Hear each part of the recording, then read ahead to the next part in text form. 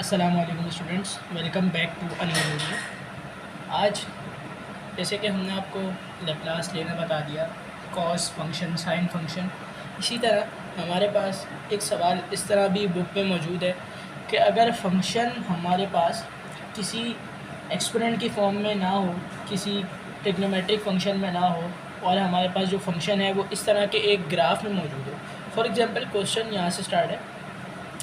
आपसे कहते हैं सवाल में solve the graph using Laplace method, और आपके पास क्वेश्चन में इस तरह का एक अदद ग्राफ दिया हुआ है। तो ये क्वेश्चन बहुत आसान है, इसको फ़र्स्ट ऑफ ऑल देख के इस घबराने की ज़रूरत नहीं है। थोड़ा सा प्रोसीजर लंबा है लेकिन ये बहुत इजी क्वेश्चन है। सो वीडियो स्टार्ट करते हैं। फ़र्स्ट ऑफ ऑल, अगर आपके पास किसी भी लैप्लास के अंदर इस तरह का आपको एक ग्राफ दे दिया जाए और आपसे कहें सॉल्व बाय यूजिंग लैप्लास, तो आपने एक चीज़ का इसमें ध्यान रखना है, और ध्यान ये रखना है कि फ़र्स्ट ऑफ ऑल हमें इस ग्राफ को सॉल्व करना पड़ेगा।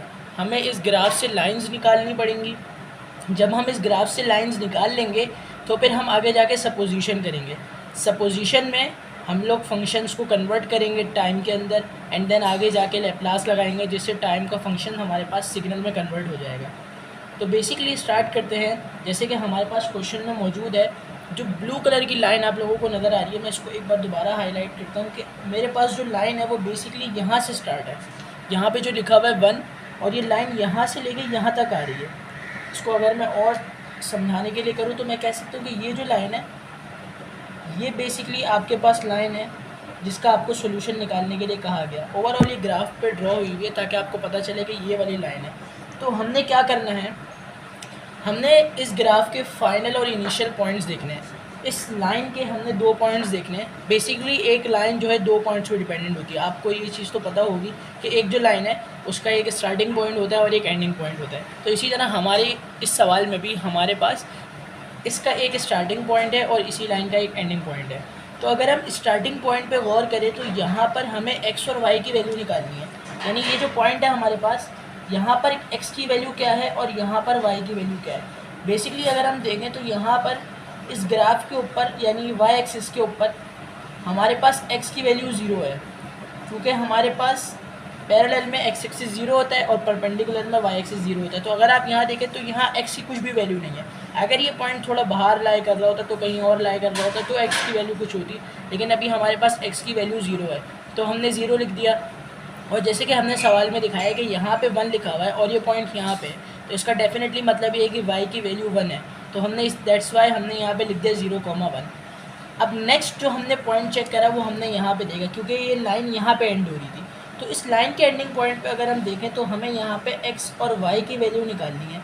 तो यहाँ पे जो x की वैल्यू है वो तो 1 है, ये देखें जैसे कि यहाँ पे मौजूद है x एक्सिस पे, और ये आपके पास y एक्सिस। x एक्सिस पे y की वैल्यू यहाँ पे अब 0 आएगी, क्योंकि परपेंडिकुलर है और परपेंडिकुलर में आपके पास एक्सिस पे y की वैल्यू 0 होती है। तो हमने क्या करा, हमने बेसिकली 2 पॉइंट्स, एक लाइन के दोनों पॉइंट्स निकाल लिए। अब मैंने यहाँ पे मेंशन किया है फॉर लाइन 1, बिकॉज बेसिकली हमने आपको दिखाया कि ये जो एक लाइन है वो यहाँ से स्टार्ट होकर यहाँ तक आ रही है, लेकिन उसके बाद अगर आप गौर करें तो एक लाइन यहाँ से 1 के बाद आगे भी जा रही है, लेकिन वो कितना आगे जा रही है हमें इसके बारे में नहीं पता। इसके बारे में मैं आपको लाइन 2 के बारे में बताऊँगा। पहले फॉर लाइन 1 कंप्लीट देख लेते हैं। लाइन 1 के अंदर हो क्या रहा है, आपने देखा कि आपके पास पॉइंट 1 है, पॉइंट 2 है। पॉइंट 1 डिपेंड करता है x1 y1 के ऊपर ऑब्वियसली, और पॉइंट 2 है तो वो x2 और y2 के ऊपर। अब हमने ऊपर पॉइंट्स निकाल लिए थे, हमने देखा कि x1 यहाँ पे 0 है और y1 यहाँ पे 1 है, तो 0,1 एज इट इज़। इसी तरह हमारे पास x2 और y2 था।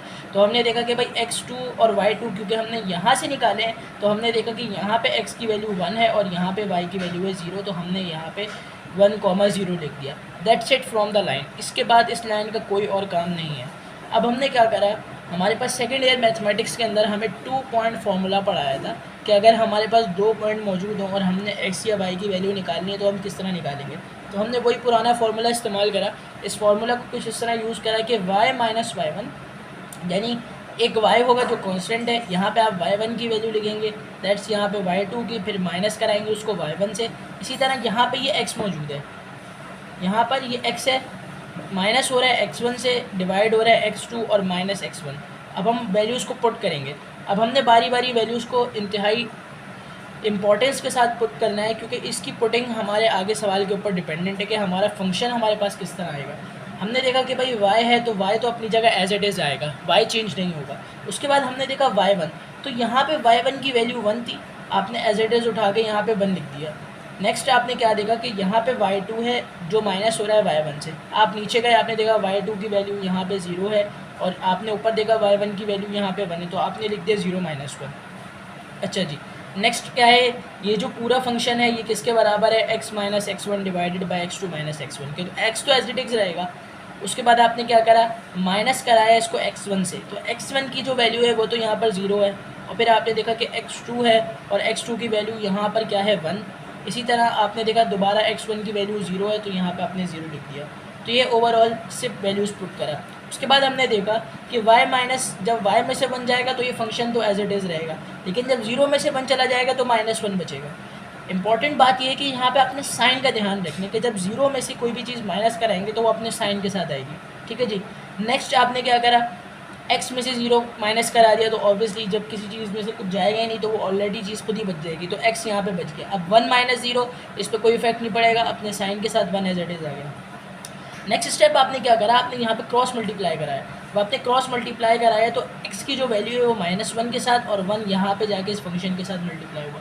क्योंकि हमारे पास दोनों डिनोमिनेटर में 1 था, इसलिए हमारे पास न्यूमरेटर में कोई ख़ास डिफरेंस नहीं आएगा, जस्ट एक डिफरेंस x की वैल्यू पे आएगा, x माइनस हो जाएगा क्योंकि यहाँ पे -1 था। तो वही क्रॉस मल्टीप्लाई कराया, जब हमने -1 को x के साथ मल्टीप्लाई करा तो यहाँ ये -x हो गया, और जब हमने 1 को y-1 के साथ मल्टीप्लाई करा तो y माइनस का 1 फंक्शन एज इट इज़ आ गया।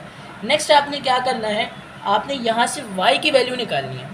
ठीक है जी, आपने यहाँ से हमेशा y की वैल्यू निकालनी है, आपने x के साथ कोई छेड़खानी नहीं करनी, आपने यहाँ से हमेशा y की वैल्यू निकालनी है। आपने क्या करा, जस्ट आपने यहाँ से -1 को वहाँ ले जाके +1 करा दिया। देखें यहाँ पे y इज़ इक्वल्स टू, ये फंक्शन मैंने इसीलिए जानबूझ के इस तरह लिखा है कि इसको ईजिली रीड किया जा सके। कि यहाँ पे हम देख रहे हैं कि y -1 है, तो ये -1 यहाँ पे आगे प्लस हो गया, -x एज इट इज़ रहा और ये y यहाँ पे एज इट इज़ आ गया। अब ये हमारे पास इक्वेशन नंबर 1 हो गई, ये हमारी लाइन का फंक्शन या हमारी लाइन कंप्लीट बन गई है।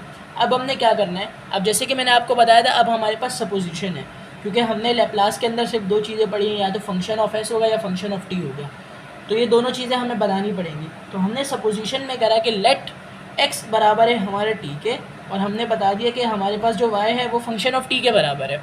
सही है जी, ये 2 सपोजिशन है। जस्ट ये 2 सपोजिशन करने के बाद ये जो सपोजिंग वैल्यू है आपने इक्वेशन नंबर में पुट करानी है। इक्वेशन नंबर 1 को इम्प्लाइज कराया। अब आपने दिखाया कि y आपका बराबर है f ऑफ t के, तो आपने यहाँ पे लिख दिया f1 ऑफ t। तो f1 यहाँ इसलिए लगा क्योंकि आपके पास ये लाइन 1 है। ठीक है जी। उसके बाद आपने क्या करा, आपने देखा यहाँ पे है 1 माइनस एक्स, तो आपने x को t के साथ रिप्लेस करा तो आपने 1 माइनस टी लिख दिया। ये आपकी फाइनल इक्वेशन हो गई, ये आपकी एक लाइन का काम कंप्लीट हो गया। इसका मतलब ये है कि आप जिस लाइन पे काम कर रहे थे वो लाइन थी ये, जो कि यहाँ से स्टार्ट होकर यहाँ तक आ रही थी, और इस लाइन पे आपने काम कंप्लीट कर दिया। नेक्स्ट है आपके पास दूसरी लाइन, जो कि लाइन यहाँ से स्टार्ट हो रही है, लेकिन हमें ये नहीं पता कि ये आगे कहाँ तक जा रही है। अगर हमें ये नहीं पता, फॉर एग्ज़ाम्पल मैं आपसे कह दूँ कि आप कहीं पर खड़े हो जाएं और आगे तक देखते रहें, तो आप जहाँ तक देख पाएंगे वो आपकी इन्फिनिटी होगी। तो दैट इज़ वाई कि अगर आप इस पॉइंट पे खड़े होकर आगे x की वैल्यू को देखेंगे तो हमें तो नहीं पता कि वो x की वैल्यू एग्जैक्टली कहाँ तक जा रही है। तो वो जो हमारे पास जो वैल्यू जा रही है वो हमने सपोज़ कर लिया कि वो इन्फिनिटी तक जा रही है, और ऑब्वियसली वो इन्फिनिटी तक ही जाएगी क्योंकि हमें नहीं पता वो कहाँ तक जाएगी। अगर कोई भी फंक्शन किसी भी लाइन पे वैल्यू इन्फिनिटी तक जा रही है तो इसका डेफिनेटली मतलब ये है कि जो आपका फंक्शन है वो ज़ीरो हो जाएगा, बिकॉज इन्फिनिटी किसी भी चीज़ को ज़ीरो करने में आपके बड़े काम आएगा। तो आपने ये बात हमेशा आंख बंद करके याद रखनी है कि जब भी आपका कोई फंक्शन जिसकी वैल्यू y पे कुछ ना हो और x पे वो अनडिफाइंड लिमिट तक जा रहा है यानी इन्फिनिटी, तो आपने आंख बंद करके उस फंक्शन को ज़ीरो लिख देना है। हमने लिखा फॉर लाइन 2, क्योंकि लाइन 2 हमारी यहाँ से स्टार्ट हो रही थी। तो function of t, function 2t यानी दूसरी लाइन के लिए हम काम कर रहे हैं वो हमारे पास 0 है, बिकॉज हमारी जो लाइन है वो अप्रोचेस टू इन्फिनिटी यानी इन्फिनिटी तक जा रही है और हमें नहीं पता कि वो कहाँ तक जा रही है। दैट इज़ वाई वो हमारा फंक्शन हो गया 0। ठीक है। अब आपने क्या करा, जो 2 लाइंस आपने निकाल ली थी, फर्स्ट ऑफ ऑल ये वाली लाइन और दूसरी आपने ये वाली लाइन, उन दोनों को आपने एक जगह लिख के और उनकी आपने अपर और लोअर लिमिट निकालनी है ताकि आप उसको लैप्लास से सॉल्व कर सकें। देखिए जी, यहाँ पे आपने लिखा फंक्शन ऑफ टी। अब इस फंक्शन ऑफ टी के अंदर दोनों फंक्शन आ जाएंगे एक एक करके। तो हमारे पास जो फर्स्ट जो हमने फंक्शन निकाला था वो हमने निकाला था 1 माइनस टी का। अगर हम गौर करें तो यहाँ पे आ रहा है 1 माइनस टी, तो हमने एक काम करा कि हमने 1 minus T as it is यहाँ लिख दिया। अब हमने क्या करा, इस फंक्शन की लिमिट निकालना ज़रूरी है कि ये फंक्शन स्टार्ट कहाँ से हो रहा है और जाएगा कहाँ तक। अगर हम गौर करें सवाल के ऊपर, तो ये जो लाइन है ये यहाँ से स्टार्ट हो रही है, ये जो लाइन है ये यहाँ से स्टार्ट हो रही है। अगर हम इसी को पकड़ के नीचे आए तो हमने देखा यहाँ जो वैल्यू है, यहाँ जो वैल्यू है वो तो ज़ीरो है, क्योंकि देखिए जी हमने क्या करना है, सबसे पहले इस लाइन के ऊपर हमने कुछ चीज़ें ड्रॉ करनी है अपनी समझने के लिए कि ये जो लाइन है ये यहाँ से, ठीक है जी, तो यहाँ पे जो वैल्यू है वो ज़ीरो है और ये यहाँ पे एंड हो रही है, तो यहाँ पे जो वैल्यू है वो लिखी हुई है 1, ठीक है। तो हमने क्या करा, ये लाइंस ये परपेंडिकुलर हमने इसलिए गिराया ताकि हम इसकी ईजिली लिमिट निकाल सकें। तो हमने देखा कि ये जो लाइन है इसका स्टार्टिंग पॉइंट तो ज़ीरो है, हमने वाई एक्सिस के सपोज नहीं करे क्योंकि हम तो वो सिर्फ पॉइंट निकालने के लिए काम कर रहे थे। हमने देखा कि यहाँ से कि ये जो लाइन स्टार्ट हो रही है ज़ीरो से स्टार्ट हो रही है, ये ज़ीरो से स्टार्ट होकर इस लाइन की जो पूरी लेंथ है वो 0 से 1 तक जा रही है। तो हमने लिखा 0 is greater than and equals to T, ये जो टी आपका फंक्शन आएगा is greater than and equals to 1, क्योंकि ये लाइन 1 तक जा रही है, ठीक है जी। अगर इसमें कोई आप लोगों को कॉन्सेप्ट और क्लियर करना हो तो आप मुझसे कमेंट्स में पूछ सकते हैं। नेक्स्ट आपने क्या करा, आपने अब सेकंड लाइन के लिए काम करना है, लेकिन हमने ये बताया था कि जो सेकंड लाइन है उसका फंक्शन 0, तो उसका फंक्शन आपने एज इट इज़ 0 लिख दिया। अब सेकंड लाइन के लिए भी सेम काम करा, क्योंकि ये लाइन यहाँ पे स्टार्ट हो रही थी तो हमने यहाँ से एक परपेंडिकुलर गिराया। अगेन अगर मैं इसी को सपोज कर लूँ कि ये मेरा लाइन 2 का है, तो यहाँ से लाइन 2 स्टार्ट हो रही है 1 से, is greater than and equals to T, ये आपका function is greater than and equals to, क्योंकि हमें नहीं पता कि ये लाइन कहाँ तक जा रही है। फॉर एग्जाम्पल यहाँ पे कुछ पॉइंट दे के आपको कह देते कि ये लाइन यहाँ स्टॉप हो रही है तो ये फंक्शन यहाँ पे आ जाता, लेकिन क्योंकि फंक्शन 0 है तो इससे कोई हमारा इफेक्ट नहीं पड़ना था। लेकिन हमने देखा कि क्योंकि लाइन इन्फिनिटी तक जा रही है तो हमने एज इट इज़ इन्फिनिटी लिख दिया। That's it from the question. अगर आपको यहाँ तक का मेथड समझ आ गया तो इसके बाद वो पुराना हमने सिर्फ लैप्लास लगाना है और लैप्लास बाय ईजिली हमने इसको फंक्शन ऑफ सिग्नल्स में कन्वर्ट कर लेना है, ठीक है। अब लैप्लास के ऊपर मैंने ब्रीफ वीडियोज़ अपने चैनल्स पर अपलोड की हुई हैं, आप चाहें तो वहाँ से भी देख सकते हैं, लेकिन फॉर योर हेल्प मैंने यहाँ पर भी दोबारा लैप्लास को सॉल्व करा है आप लोगों के लिए। तो अब मैं आपको ये बता देता हूँ कि ये चीज़ किस तरह सॉल्व हुई है, ठीक है। अब आपने क्या करना है, आपने इस पर लैप्लास का मेथड लगाना है। तो लैप्लास जो होता है वो ये कहता है कि अगर आप किसी भी फंक्शन ऑफ टाइम को कन्वर्ट करेंगे फंक्शन ऑफ एस में, तो उसके लिए आप ये वाला फार्मूला यूज़ करेंगे कि फंक्शन ऑफ एस बराबर है 0 से इन्फिनिटी हमारी लिमिट जाएगी, एक्सपोनेंट माइनस एस टी हमारे पास फंक्शन होगा और वो मल्टीप्लाई होगा हमारे पास किसी भी फंक्शन ऑफ टी और हम उसको इंटीग्रेट करेंगे with respect to D T. ये फार्मूला समझ आ गया। इस फार्मूले के बाद हमने लिखा है put all the functions 1 by 1, हम एक एक करके समअप करा के हम अपने दोनों फंक्शंस लिखेंगे। हमारे पास एक अच्छी बात यह है कि हमारे पास एक फ़ंक्शन 0 है। अगर एक फ़ंक्शन 0 है तो इसका डेफिनेटली मतलब ये है कि हमारे पास जो दूसरी वैल्यू है वो तो 0 ही होनी है। तो ये तो हमारे पास एक अच्छा पॉइंट आ गया, एडवांटेज पॉइंट आ गया। तो हमने क्या करा, हमने दिखाया कि हमने जब लैप्लास लगाया फंक्शन ऑफ टी पे तो उसकी रिप्रेजेंटेशन आपने इस तरह लिखी। देखें अब आपने क्या करा, अपने एक एक फंक्शन को आपने 1 बाय 1 इसके अंदर पुट कराना है। देखें एक्सपोनेंट माइनस एस टी आपने यहाँ फॉर्मूले से उठाया, लिमिट को अभी इग्नोर करें, लिमिट में आपको बताऊंगा यहाँ पे 0 इन्फिनिटी की जगह 0 और 1 कैसे आया। एक्सपोनेंट माइनस एस टी आपने फॉर्मूले से उठाया और आपसे कहा था कि ये फंक्शन ऑफ टी से मल्टीप्लाई हो रहा है, तो यहाँ पे function of T 1 minus T था तो आपने 1 माइनस टी लिख दिया, डी टी भी आपने फॉर्मूले से उठाया लिख दिया। अब आपने देखा क्योंकि ये जो पर्टिकुलर फंक्शन आपके पास है इसकी लिमिट 0 से 1 तक जा रही है, इसकी लिमिट अगर आप गौर करें तो इसकी लिमिट 0 से 1 तक जा रही है, तो आपने दैट इज़ वाई यहाँ से 0 से 1 तक निकाला। ये तो आपके पास एक जर्नल फार्मूला है, अगर आप गौर करें तो ये मैंने अपने चैनल पर अपलोड करा था और इसके बारे में मैंने काफ़ी डिटेल वीडियो बनाई थी कि ये जो हमारे पास है ये हमारे पास जर्नल फार्मूला है। तो ये जो फार्मूला है वो बताता है कि लिमिट अगर आपकी 0 से इन्फिनिटी जा रही है तो आप इसको इस तरह मल्टीप्लाई करा दें। लेकिन हमने देखा कि ये जो हमारे पास जो फंक्शन है जिसका हम सिग्नल निकालना चाहते हैं वो हमारे पास 0 से 1 तक जा रहा है। तो हमने क्या करा, 0 से 1 इसकी लिमिट लगा दी कि ये 0 से 1 तक जा रहा है। Exponent minus S T as it is आ गया और फंक्शन ऑफ टी आपने 1 माइनस टी ऊपर से उठा लिया। नेक्स्ट आपने क्या करा, सम का साइन लगाया क्योंकि ये दोनों फंक्शन हमारी एक ही ग्राफ के अंदर है। नेक्स्ट आपने क्या देखा कि यहाँ पे जो फंक्शन है वो 0 है, तो आपने यहाँ से फंक्शन उठा के 0 कर दिया, exponent minus S T D T. लेकिन क्योंकि ये चीज़ 0 है और anything multiply divide by 0 it become 0, तो ये डायरेक्ट आप क्रॉस दिखा सकते हैं कि ये 0 तक जा रही है। नेक्स्ट आपने क्या करा, आपने दिखाया कि ये जो लिमिट है ये 1 से इन्फिनिटी तक जा रही है, तो 1 से इन्फिनिटी तक आपने लिमिट दिखा दी। अब एक चीज़ अच्छी जो हमारे पास हो गई वो ये कि हमारा ये वाला फंक्शन 0 हो गया, तो हमें सिर्फ इस फंक्शन को सॉल्व करना है।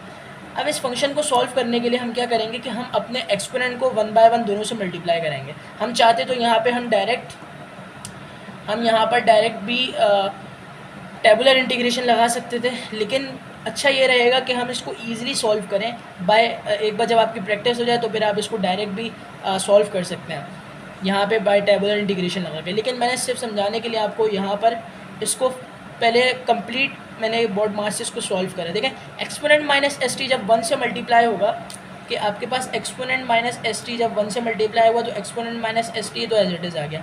अब एक्सपोनेंट माइनस एस टी दोबारा उठ के जाएगा और वो माइनस के टी से मल्टीप्लाई होगा, तो माइनस का साइन ये आ गया, एक्सपोनेंट माइनस एस टी और टी आपस में मल्टीप्लाई हो गए। और ये ब्रैकेट्स दिखाना ज़रूरी है क्योंकि ये 0 से 1 तक इंटीग्रेशन दोनों पे लग रही है और दोनों जो आप इंटीग्रेट करेंगे वो with respect to D T करेंगे। तो ये वाले जो 2 ब्रैकेट्स हैं ये आपके पास दिखाना ज़रूरी है। नेक्स्ट आपने क्या करना है, अब आप इंटीग्रेशन प्रोसेस में आ गए। इंटीग्रेशन प्रोसेस में आपने दोनों को अलग अलग इंटीग्रेट करके दिखाना है। अगेन वही काम किया आपने कि क्योंकि ये फंक्शन हमारे पास अलग हो गया था तो हमने इसको बताया कि क्योंकि ये फंक्शन एक ही है तो हमने बताया कि 0 से 1 तक हमारी लिमिट जा रही है। Exponent minus S T function है, डी टी हमारे पास with respect to D T से इंटीग्रेट करेंगे। माइनस का साइन एज इट इज़, 0 से 1 लिमिट जा रही है, exponent minus S T multiply by T D T. अच्छा अब होगा ये कि ये जो इंटीग्रेशन है ये इंटीग्रेशन का एक फार्मूला है।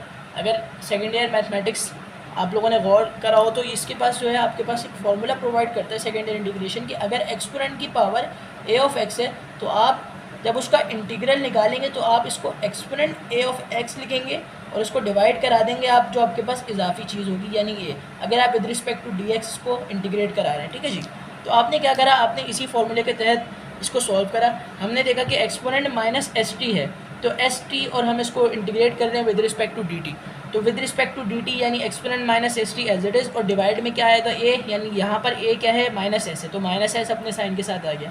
और ये जो लाइन है इस चीज़ को डिनोट करिए कि आपकी लिमिट 0 से लेकर 1 तक जा रही है क्योंकि इस पर जो फंक्शन है इसकी लिमिट 0 से 1 तक जा रही थी। उसके बाद माइनस का साइन एज इट इज़, उसके बाद ये टेबुलर इंटीग्रेशन से सॉल्व करा है। देखिए जी टेबुलर इंटीग्रेशन में क्या होता है, इसकी वीडियो मेरे चैनल पर पड़ी हुई है, आप मेरी प्ले लिस्ट से निकाल के देख सकते हैं। लेकिन फिलहाल यहाँ पे आपका सवाल इजी बताने के लिए मैं फिर भी आपको बता देता हूँ कि आज जो आपके पास सिंगल फंक्शन होता है जो अप्रोचेस टू 0 आप उसको हमेशा उसका डेरिवेटिव ले लें। ठीक है जी, और जो आपके पास फंक्शन अप्रोचेस टू 0 ना हो आप उसका इंटीग्रल ले लें। ठीक है, तो ये आपके पास जब आप टी का डेरिवेटिव लेंगे तो वो 1 होगा फिर 0 होगा, इस तरह जो कुछ चीज़ लास्ट में आपके पास 0 से मल्टीप्लाई होगी तो वो 0 हो जाएगी। लेकिन यहाँ पर मैं इसको आगे सॉल्व करता हूँ। जब मैंने इसको इंटीग्रेट कराया तो मेरे पास ये वाली टर्म बन गई यानी T exponent minus S T by minus S. अब ये किस तरह बनी इसके लिए आपको टेबुलर इंटीग्रेशन मेरे चैनल पे मिल जाएगा, पहला ही वीडियो मैंने अपलोड करा था उस पर, तो आप उसको जाके देखें, वॉच करें, आपको ये मेथड भी समझ आ जाएगा। नेक्स्ट आपने क्या दिखाया कि इन दोनों फंक्शंस पे अलग अलग लिमिट लग रही है 0 से 1 0 से 1। नेक्स्ट आपने क्या करना है, इन पर लिमिट अप्लाई करनी है। जब आप इन पर लिमिट अप्लाई करेंगे तो ये थोड़ा इंपॉर्टेंट कॉन्सेप्ट है, ये देखें कि आपने लिमिट टी की जगह अप्लाई करनी है क्योंकि आप with respect to D T integrate कर रहे थे। तो आपने क्या करा, एक्सपोनेंट माइनस एस और टी की जगह आपने 1 लिख दिया, एस मल्टीप्लाई हो गया 1 से तो यहाँ पे ऑलरेडी माइनस एस आ गया, नीचे वाला माइनस एस यानी डिनोमिनेटर का माइनस एस अपनी जगह एज इट इज़ रहा। उसके बाद जब आप लोअर लिमिट लगाएंगे तो लोअर लिमिट के अंदर आप क्या करेंगे, माइनस का साइन अप्लाई करेंगे। उसके बाद इसी फंक्शन पे आप 0 की लिमिट लगाएंगे। जब आप देखें कि आप एक्सपोनेंट माइनस एस के साथ 0 की लिमिट लगाएंगे तो एक्सपोनेंट माइनस 0 हो जाएगा। यहाँ पे अगर t 0 है तो s multiply by 0 it become 0 और एक्सपोनेंट माइनस 0, ये बात याद रखने की कि हमारे पास एक्सपोनेंट जो 0 होता है, एक्सपोनेंट 0 हमारे पास हमेशा 1 होता है। ये बात आप चाहें तो कैलकुलेटर में भी वेरीफाई कर सकते हैं, साइंटिफिक कैलकुलेटर में, कि अगर आप एक्सपोनेंट की पावर को 0 कर दें तो वो 1 आएगा। तो एज इट इज़ यहाँ पे एक्सपोनेंट 0 तो 1 और डिनोमिनेटर का minus S as it is रहा। अब आपने क्या करा, माइनस का साइन। अब क्योंकि ये दो जो चीज़ें हैं हमारे पास, दो जो फंक्शंस हैं ये 4 हो जाएंगे क्योंकि दो करके लिमिट लगानी है, तो दैट इज़ वाई। और ये माइनस जो है दोनों पे अपना साइन अप्लाई करेगा, दैट इज़ वाई हमने यहाँ पे ये ब्रैकेट इस्तेमाल कर ली। अब आप देखें जब आप यहाँ पे 1 अप्लाई करेंगे तो t एक्सपोनेंट 1 से जब एक्सपोनेंट माइनस एस टी से मल्टीप्लाई होगा तो ये एज इट इज़ आ जाएगा और t की जगह आपने 1 लिख दिया तो ये exponent minus S bye minus S. जब आप यहाँ 0 पुट करेंगे तो जब t की जगह भी 0 पुट करेंगे, जब आप t की जगह 0 पुट करेंगे तो ये फंक्शन 0 हो जाएगा क्योंकि एनीथिंग देखें यहाँ पे 0 हो जाएगा और ये फंक्शन यहाँ पे कुछ भी हो चाहे 1 आ जाए, लेकिन क्योंकि ये 0 है तो कोई भी चीज़ जब मल्टीप्लाई होती है और डिवाइड होती है 0 से तो वो 0 हो जाती है, तो ये हो गई 0। उसके बाद माइनस का साइन आया ये वाला। अब आपने क्या करा, इस पे लिमिट अप्लाई करी। जब आपने यहाँ पे 1 अप्लाई करा तो exponent minus S by S square as it is. ये एस स्क्वायर कैसे आया, टेबुलर इंटीग्रेशन से आया। उसके बाद आपने क्या करा, अब आपने यहाँ पे 0 अप्लाई करना है तो यहाँ पे अगेन क्या होगा, यहाँ पे एक्सपोनेंट 0 बन जाएगा, माइनस एस क्योंकि t से 0 है तो ये 0 बन जाएगा और ये -1 ओवर एस स्क्वायर बन जाएगा। अब आपने क्या करना है, जस्ट आपका सवाल सॉल्व हो चुका है। अब आपने सिंपल मैथमेटिक्स कैलकुलेशन करनी है। अब आप देखें इनको ब्रैकेट से हम बाहर निकालते हैं, exponent minus S as it is, ठीक है जी। ये क्या हुआ, ये जो माइनस एस था, ये इस माइनस के साइन आप यहाँ पे डिनोट करा रहे हैं। अब ये माइनस माइनस यहाँ पे आके प्लस हो गया। नेक्स्ट आपने क्या करा, ये जो माइनस है जब इस माइनस के साथ अप्लाई होगा तो minus minus plus exponent minus S by S as it is आ जाएगा। देखिए जीरो को लिखने की ज़रूरत नहीं है। नेक्स्ट क्या होगा, ये वाला जो माइनस है इस माइनस के साथ प्लस हो जाएगा।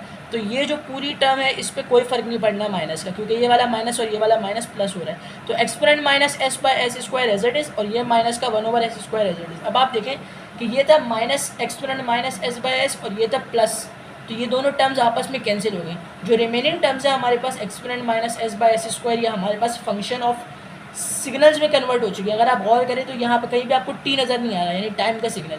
यहाँ पे क्या हो रहा है, सब फंक्शन ऑफ एस में कन्वर्ट हो चुकी हैं, यानी सब सिग्नल्स में कन्वर्ट हो चुके हैं। तो यहाँ पे मैंने रिप्रेजेंटेशन दिखाई है इस चीज़ की कि जब आपने फंक्शन ऑफ टी के ऊपर लेप्लास लगाया तो वो फंक्शन ऑफ एस के अंदर कन्वर्ट हो गया। अब आपने फाइनल रिप्रेजेंटेशन दिखानी है कि आपका फंक्शन ऑफ टी क्या था। फंक्शन ऑफ टी आपने ऊपर से देखा, जब आप उसने लेप्लास लगाया तो ये आपके पास आंसर आ गया। तो ये आपके पास एक कंप्लीट पैराग्राफ, जब आप किसी भी तरह का ग्राफ सॉल्व करें तो आपके पास जब ग्राफ की वैल्यू आ जाएगी और लाइंस आ जाएंगी तो आप इस तरह इसका सोल्यूशन निकाल सकते हैं। I hope you like our video. अगर आपकी कोई भी क्यूरी हो तो आप हमसे कमेंट्स में पूछ सकते हैं। Till then thank you and अल्लाह हाफ़िज़।